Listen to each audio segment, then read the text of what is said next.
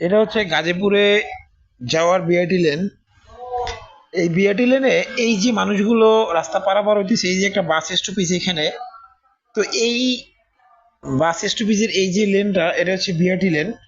এখানে একদিক থেকে যায় একদিক থেকে আসে, মানে একই রাস্তার ভিতরে দুইটা লেন, একটা যাবে একটা আসবে। এরপরে হচ্ছে যাবার লেন আর অন্য পাশ দিয়ে আসার লেন।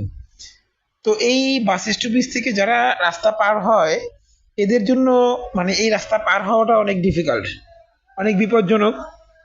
তো এই রাস্তাটা দেখা যায় যারা পার হয় এদের জন্য হচ্ছে ডিফিকাল্ট কেন, এই যে একটা লেন থেকে যখন এই যে দেখেন একটা গাড়ি আসতেছে আর যাইতেছে একই রাস্তা দিয়ে, এখানে দুইটা লেন, আর এই পাশেরটা দিয়ে যায়, যখন এই রাস্তাটা পার হয় তখন ওই পাশ থেকে তার একদিকে তাকাই আসতে হয় রাস্তা পার হওয়ার জন্য। এরপরে এসে এই ছোট্ট একটু জায়গার ভিতরে, এই ছোট রাস্তাটার ভিতরে দুইটা লেন, তার ডানে বামে দুই দিকে তাকাইয়া আবার এসে তাকে আবার বামে তাকাইয়া তারপর রাস্তা পার হতে হয়। মানে আমার মনে হয় যে সব থেকে ঝুঁকিপূর্ণ যে রাস্তা পার হওয়ার যে জায়গাটা সেটা হচ্ছে এই বিআরটি লেনের গাজীপুরের এই সড়কটায়। এই সড়কটায় যদি রাস্তা পার হতে হয় আপনাকে অবশ্যই সতর্কতার সাথে পার হতে হবে।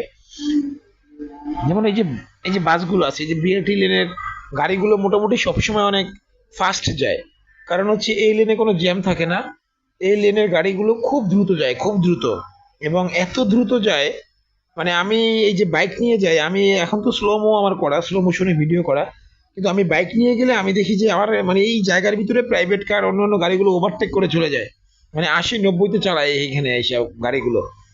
আর এই বিআরটি লেনের গাড়িগুলো এক টানে একদম গাজীপুর চৌরাস্তা পর্যন্ত চলে যায়, যদি জ্যাম না থাকে এক টানে এয়ারপোর্ট থেকে বা উত্তরা থেকে ওঠার পরে এক টানে চলে যায়।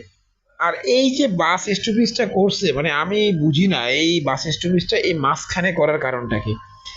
এই বাস স্টপেজে কেউ উঠে বাসে উঠতে গেলে তাকে এই রাস্তাগুলো পার হতে হয়, এবং অনেকে ফ্যামিলি নিয়ে বাচ্চা কাচ্চা নিয়ে এই জায়গাগুলো তারা পার হয়ে এপার ওপার এই একটা রাস্তা পার হইতে হয়, যে মানুষগুলো দাঁড়ায় আছে দেখেন, তাদের এই লেনটা পার হইতে হয় প্রথম, এরপরে এই লেন পার হইতে হয়। এই যে মানুষগুলো তাদেরকে এই দুইটা লেন পার হয়ে এই যে আসতেছে, দুইটা লেন পার হয়ে তারপরে বাসে উঠতে হয়। এটা অনেক ঝুঁকিপূর্ণ এবং এখানে অনেক অ্যাক্সিডেন্ট হয়। আমি গাজীপুর থেকে আসার সময় প্রায় দেখি এখানে অ্যাক্সিডেন্ট হয়, এই যে এই জায়গাগুলা। তো এই বাস স্টপেজ গুলো তারা এক পাশে করতে পারতো, এই যে দেখেন এই মানুষগুলো যাচ্ছে, এই যে ইনি যাচ্ছে, মানে ওনার আমার দিকে কোনো খেয়াল নেই, উনি এই পাশে তাকায় আছে, তারপরে এসে ওই লেনটা পার হইতেছে। তা আমি বুঝি না যে এই পরিকল্পনাগুলা কিভাবে করে, যে এই মাঝখানে দিছে। আপনি যদি বাস থেকে নাইমা এখানে আসতে চান তাও আপনার রাস্তা পার হইতে হবে, আপনি যদি বাসে উঠতে চান তাও আপনার দুইটা রাস্তা পার হইতে হবে। আমি বুঝি না এই এই বাস স্টপেজ গুলো মাঝখানে দেওয়ার কারণ কি। মানে মাঝখানে দিছে অথচ বাস থামে দুইটা রাস্তার পরে, মানে অ্যাক্সিডেন্ট হওয়ার একটা সম্ভাবনা তৈরি করে দিছে, যে আপনি এদিক দিয়ে যাবেন, দুইবার রাস্তা পার হবেন, একবার বিআরটি লেন পার হবেন, এরপরে নর্মাল লেনটা পার হবেন, মানে দুইটা লেন পার হওয়ার পরে আপনি এই বাসে ওঠার জায়গাটা। স্টপেজটা কেন বা এই দুই রাস্তার মাঝখানে দিল, স্টপেজটা কি পাশে দেওয়া যাইতো না, দুই পাশে দেওয়া যাইতো না? মানে আমি এদের বুঝি না। আবার বা বিআরটি লেনের উপরে বাস স্টপেজ দিতে হবে কেন, দিতে হবে কেন? যারা যেই বাসগুলো নিচ দিয়ে যাবে এই বাসে উঠবে, মানে বিআরটি লেনের উপরে বাস কাউন্টার দিছে, এবং ওইখানে মানুষজন পার হয়, এত ঝুঁকিপূর্ণ ভাবে পার হয় আপনি চিন্তা করতে পারবেন না।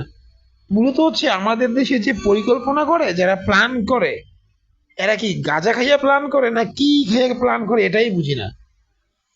মানে এখানে যে কি পরিমাণ অ্যাক্সিডেন্ট হয়, মানে আপনি যদি প্রতিদিন এখানে দাঁড়াই থাকেন দেখবেন একটা দুইটা তিনটা চারটে অ্যাক্সিডেন্ট হতেই থাকে এখানে।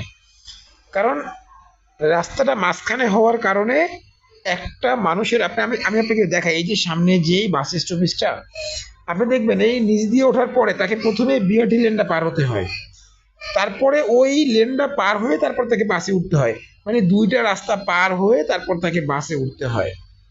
এই যে এই যে মানুষগুলো দাঁড়ায় আছে, এরা এই দুইটা লেন পার হয়ে ওই পারে যে বাসে উঠে। আপনি চিন্তা করেন একটা পরিবার যদি তার বৃদ্ধ বাবা মা বা তার স্ত্রী অসুস্থ বা তার ছোট বাচ্চা কাচ্চা নিয়ে পার হতে যায়, তাহলে জিনিসটা কতটা ঝুঁকিপূর্ণ, কতটা ঝুঁকিপূর্ণ হতে পারে আপনি বুঝেন।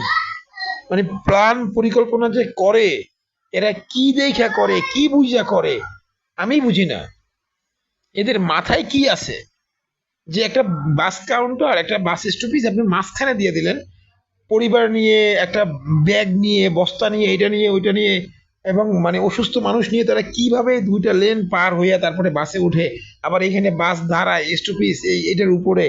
আমি পরিকল্পনা যারা করে এদের ব্যাপারটা আমি বুঝি না। আপনারা বুঝলে কমেন্টে জানাবেন।